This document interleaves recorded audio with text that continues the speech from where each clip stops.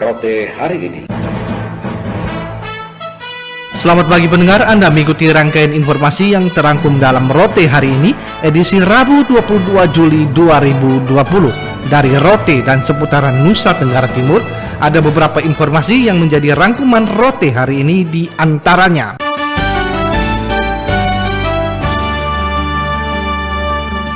Masyarakat Desa Siomeda, Kecamatan Rote Tengah secara sukarela mengumpulkan uang membantu korban kebakaran. Gebi Hurekmaking menurunkan laporannya. Senin siang 20 Juli 2020 sekitar pukul 13.30 waktu Indonesia Tengah, warga RT 09 RW 05 Desa Siomeda, Kecamatan Rote Tengah dikejutkan adanya kebakaran rumah milik janda Marince Balo, wanita renta berusia 77 tahun. Diduga api merambat setelah pemilik rumah meninggalkan tungku bakar yang terus menyala setelah masak. Terhadap kondisi yang dialami wanita renta usia, warga secara spontan membantu biaya sementara untuk kebutuhan sehari-hari korban. Sekretaris Camat Roni Bola kepada wartawan mengatakan, bantuan yang diberikan merupakan wujud solidaritas warga. Terhadap rumah yang terbakar, dijelaskan dalam tahun anggaran 2019, Ibu Marince Balo telah mendapat bantuan rumah layak huni, namun masih menempati rumah lama karena rumah bantuan belum dibuatkan pintu dan jendela. Bantuan memang sudah dapat dari tahun kemarin punya dari desa.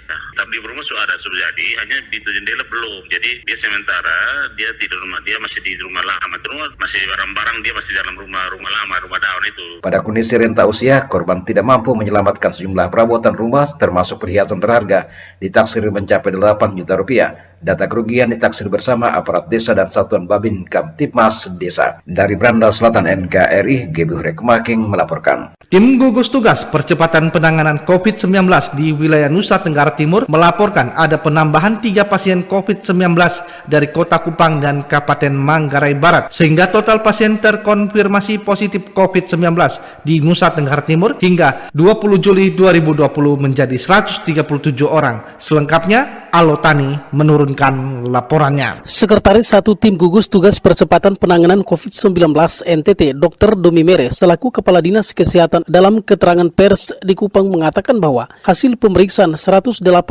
spesimen sampel swab di Laboratorium Biomolekuler di RSUD Profesor W.C. Johannes Kupang pada Senin 20 Juli 2020 terkonfirmasi terdapat 3 pasien positif COVID-19, 2 dari Kota Kupang dan 1 dari Kabupaten Manggarai Barat. Dr. Domi Mere melaporkan 2 pasien positif dari Kota Kupang diketahui memiliki kontak erat dengan pasien-pasien sebelumnya. Sementara 1 pasien lainnya di Kabupaten Manggarai Barat merupakan transmisi lokal. Selain penambahan 3 pasien positif COVID-19, Tim Gugus Tugas COVID-19 NTT melaporkan ada penambahan 4 orang pasien positif COVID-19 yang sembuh, 1 dari Kota Kupang dan 3 lainnya berasal dari Kabupaten Sumba Timur. Oleh karena itu, Tim Gugus Tugas COVID-19 NTT mencatat hingga 20 Juli 2020 sebanyak 137 pasien. Dari jumlah tersebut, 110 orang telah sembuh dan masih dirawat sebanyak 26 pasien dan 1 telah meninggal dunia. Ada berita baik, ada 4 orang yang sembuh, 1 orang dari Kota Kupang dan 3 orang dari Sumba Timur. Yang dari Sumba Timur itu 2 dari klaster Solo dan 1 dari transmisi lokal. Hingga saat ini total pasien yang sembuh 110 orang atau 80,3%. Juru bicara COVID-19 Kota Kupang, Ernest Luji, pada kesempatan yang sama menjelaskan, penambahan 2 pasien positif COVID-19 merupakan pasien transmisi lokal dan masih ada kaitannya dengan pasien sebelumnya yang diduga adalah tenaga medis. Oleh karena itu, pemerintah Kota Kupang akan menutup Puskesmas Pasir Panjang yang diduga kuat oleh Tim Gugus Tugas COVID-19 Kota Kupang ada kaitannya dengan pasien baru terkonfirmasi positif COVID-19. Pemerintah Kota Kupang akan kembali menonaktifkan pelayanan di Puskesmas Pasir Panjang supaya proses penelusuran ini bisa berlangsung dengan baik. Jadi kami masih melakukan penelusuran apakah kasus 2 konfirmasi terakhir ini ada kaitannya dengan klaster Undana atau dari Puskesmas Pasir Panjang. Tapi kami tetap mengharapkan masyarakat untuk kooperatif bersama-sama dengan pemerintah dan pemangku kepentingan yang lain untuk kita lakukan upaya-upaya pencegahan terhadap penularan virus corona di Kota Kupang. 26 pasien positif COVID-19 di NTT yang masih dirawat hingga saat ini tersebar di Kota Kupang 2 orang, Kabupaten Sika 6 orang, Nagekeo 1 orang, Manggarai Barat 6 orang, Sumba Barat Daya 3 orang, Sumba Barat 5 orang, TTU 1 orang, Kabupaten Kupang 1 orang, dan Lembata 1 orang. Sementara daerah yang kembali ke zona hijau adalah Kabupaten TTS, Rotendao, Ende, Flores Timur, Manggarai, dan Sumba Timur. RRI Kupang, Alotani melaporkan.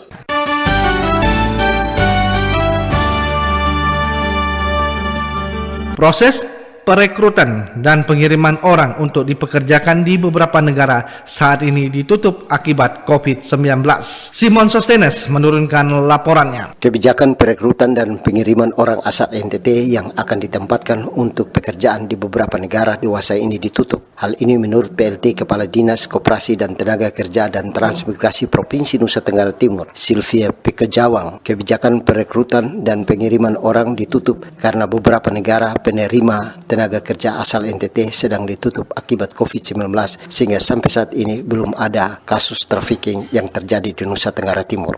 Untungnya saat ini kebijakan pemerintah di masa pandemi ini, semua proses untuk perekrutan dan kemudian pengiriman orang untuk ditempatkan lagi ditutup. Sehingga di masa pandemi ini, menurut pemantauan kami sampai saat ini tidak terjadi trafficking karena memang tidak ada orang yang ditempatkan di luar untuk bekerja di luar karena negara-negara lockdown, daerah-daerah lockdown. Sedangkan berkaitan dengan upaya menggagalkan masalah trafficking di setiap pintu dan jalur tikus, menurut PLT Kepala Dinas Naketrans dan Koperasi Provinsi Nusa Tenggara Timur, Sylvie Pikejawang, pemerintah Provinsi Nusa Tenggara Timur telah membentuk gugus tugas yang terdiri dari semua elemen, yakni pemerintah, lembaga hukum, lembaga keamanan, tokoh masyarakat yang memiliki fungsi pengawasan terhadap masyarakat dan mencegah serta menangani terjadinya trafficking. Di dalam masyarakat ada lembaga yang bertugas untuk mengawasi terjadinya praktek sebagai awal orang akan melakukan trafficking, tindakan ilegal untuk trafficking. Kemudian ada lagi yang selain itu juga tugasnya adalah mencegah terjadinya pemberangkatan orang ya. Kalau baru mau pemberangkatan itu tentu kita belum bisa bilang dia trafficking belum bisa bilang perdagangan, tetapi punya potensi untuk perdagangan. Walaupun kebijakan perekrutan dan penerimaan orang asal NTT yang akan ditempatkan untuk pekerjaan di beberapa negara dewasa ini ditutup, namun pemerintah Provinsi Nusa Tenggara Timur bersama gugus tugas dan aparat keamanan tetap siaga setiap pintu keluar, baik di bandara, pelabuhan laut maupun di jalur tikus yang cukup banyak di Nusa Tenggara Timur. RRI Kupang, Simon Sostenes melaporkan. Sebanyak 297 kepala keluarga di Kelurahan Tenukik, Kecamatan Kota Atambua, Kabupaten Belu menerima bantuan program jaringan pengaman sosial JPS. Febi Leolede menurunkan laporannya. Pemerintah Kabupaten Belu kembali melakukan penyaluran program jaringan pengaman sosial JPS bagi masyarakat yang terkena dampak akibat pandemi COVID-19. Selasa pagi bertempat di kantor Lurah Tenukik, Kecamatan Kota Atambua, sebanyak 297 kepala keluarga menerima bantuan program jaringan pengaman sosial JPS. Bupati Belu Willy Broduslai dalam kesempatan tersebut mengatakan membantu kesulitan masyarakat di tengah situasi sulit akibat pandemi COVID-19 terus diupayakan pemerintah dengan memberikan berbagai program bantuan. Karenanya melalui bantuan tersebut perlu dimanfaatkan secara baik oleh masyarakat. Dikatakan kaum disabilitas juga menjadi fokus pemerintah dalam memberikan bantuan tersebut sehingga para lurah dan RT perlu mendata penyandang disabilitas agar mendapatkan bantuan secara khusus. Di satu keluarga itu dia ada anak cacat, satu anak itu atas dispensasi saya juga boleh dapat terima bantuan GPS. Satu keluarga itu ada satu anak cacat, jadi dia tidak terima double. Jadi untuk membantu anak cacat tersebut, satu bantuan, orang tuanya satu bantuan. Bantuan sosial dari pemerintah Kabupaten Belu yang kita sebut GPS, jaring pengaman sosial. Saya telah menyediakan 2 skema dana yang hari ini kita berkumpul, namanya jaring pengaman sosial. Masih ada satu dana lagi, yaitu dampak ekonomi. Sementara seorang masyarakat penerima bantuan di Kelurahan Tenukik, Devrosa Siki mengakui dampak COVID-19 sangat terasa. Sebagai seorang janda sangat sulit untuk memenuhi kebutuhan setiap hari dan dengan bantuan yang telah diperoleh tersebut akan dimanfaatkan untuk kebutuhan setiap hari dan membuka usaha kecil. Uang ini saya pakai untuk usaha kios. Kalau buat pemerintah bisa menolong ya saya memang merasakan kebutuhan setiap hari memang sulit toh, karena kita tidak ada uang, mau belanja apa-apa tidak bisa. Usaha ya kios, jual kue gitu. Untuk diketahui, total penerima program jaringan pengaman sosial JPS sebanyak 6.895 yang tersebar di 69 desa dan 12 kelurahan se-Kabupaten Belu. Dari Atambua, Febi Leolede melaporkan.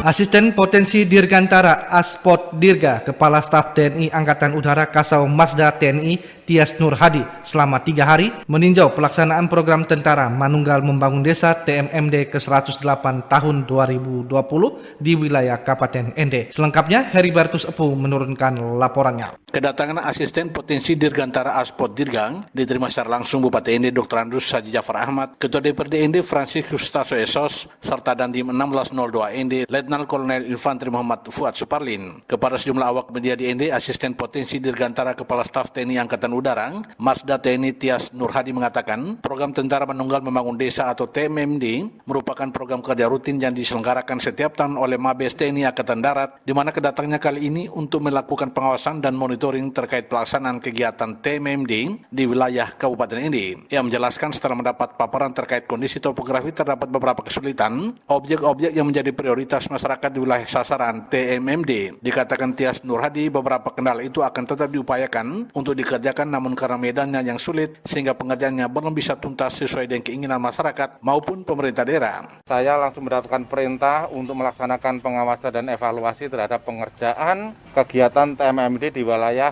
Kabupaten Ende. Sebenarnya TMMD ini difungsikan adalah untuk membangun wilayah-wilayah di seluruh Indonesia. Jadi TMMD sudah bisa dipastikan bahwa akan meningkatkan kesejahteraan hidup masyarakat. Seyogianya memang ini sudah harus bisa berkolaborasi dengan Pemda, karena Pemda juga mempunyai kewajiban untuk mensejahterakan masyarakatnya. Tias Nur Hadi menambahkan TMMD difungsikan untuk membangun wilayah-wilayah khususnya wilayah terisolir di seluruh wilayah Indonesia termasuk di wilayah Kabupaten Ende, sehingga dengan TMMD bisa dipastikan untuk meningkatkan kesejahteraan masyarakat itu sendiri. RRI Ende, Heriapo melaporkan. Memasuki awal tahun pelajaran 2020-2021, kebijakan sekolah SMP Negeri 2 Ende mewajibkan siswa-siswi melaksanakan kegiatan belajar dari rumah. Rofinus Sula menurunkan laporannya. Kebijakan sekolah SMP Negeri 2 Ende menerapkan belajar dari rumah menindaklanjuti himbauan pemerintah karena sampai saat ini Kabupaten Ende masih dalam zona kuning pandemi COVID-19.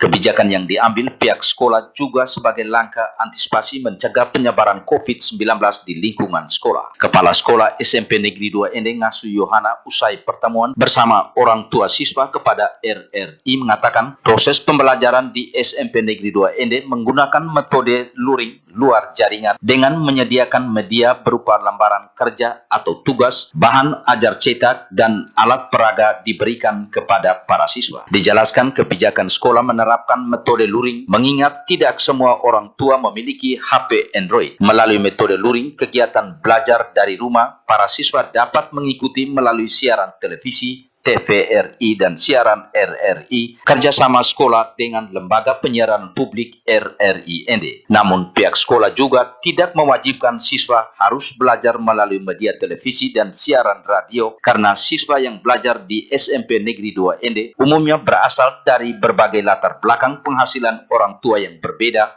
sehingga kegiatan belajar dari rumah bisa dijangkau. Untuk setiap hari kami sudah mulai dari hari Sabtu tanggal 18, setiap hari itu satu kelas. Kami coba untuk 2 kelas itu tidak memungkinkan karena tetap kita harus menjaga protokol kesehatan. Di sini tetap ada jaga jarak juga tetap ada, sehingga setiap hari itu 1 kelas, anak bersama orang tua untuk proses pembelajaran tetap kita berpatokan pada aturan pemerintah. Karena kalau pemerintah sudah memberikan instruksi yang baru lagi bahwa sudah bisa berjalan secara normal, itu akan kami laksanakan. Tetapi sampai dengan saat ini belum bisa, mereka masih belajar dari rumah. Sementara bagi siswa kelas 7 yang baru masuk di SMP Negeri 2 Ende, masa pengenalan lingkungan sekolah juga tidak bisa dilaksanakan secara bersama di sekolah sebagai langkah antisipasi menghindari terjadinya penyebaran COVID-19. Kebijakan pemerintah dan langkah yang diambil pihak sekolah secara maksimal belajar dari rumah dengan tujuan utama adalah untuk menjaga keselamatan dan kesehatan para siswa itu sendiri di masa pandemi COVID-19. Ngasuh Yohana menambahkan, untuk pelaksanaan kegiatan pengenalan lingkungan sekolah khusus siswa kelas 7 diberikan tugas tentang materi COVID-19 agar para siswa mengetahui betul apa dan bagaimana penyebab COVID serta dampak yang akan terjadi kepada manusia dan lingkungan sekitar termasuk lingkungan sekolah. Selain tugas kepada siswa kelas 7 termasuk materi dari berbagai mata pelajaran juga diberikan kepada siswa-siswi kelas 8 dan 9 di SMP Negeri 2 Ende. Semua tugas yang diberikan kemudian dikerjakan para siswa selanjutnya dikumpulkan di sekolah untuk diperiksa oleh guru mata pelajaran masing-masing. Jelas Ngasuh Yohana. RRI Ende, Rufinus Pula melaporkan.